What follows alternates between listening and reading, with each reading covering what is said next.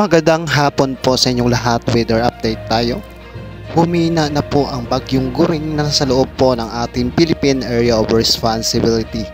Ayon po sa Pag-asa, tuloy-tuloy pa rin na maranasan sa ilang bahagi po ng bansa ang malalakas na pag-ulan dahil umiiral pa rin yung habagat sa malaking bahagi ng Luzon, Visayas at Mindanao.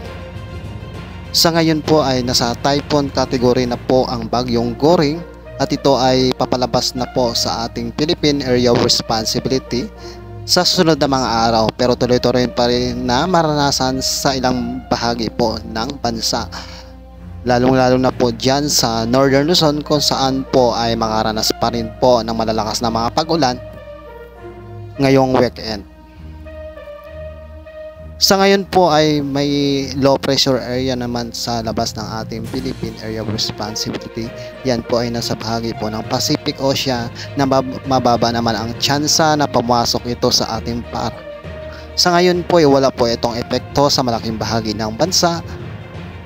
Tuloy-tuloy lang pagtutok para sa updates. Makikita po natin sa ating satellite images na makakapal na kaulapan po ang nababalot o naranasan sa ilang bahagi po ng Luzon, Visayas at Mindanao. Para sa updates, huwag kalimutan mag-subscribe sa aking YouTube channel para sa next update. Maraming salamat sa inyong panonood.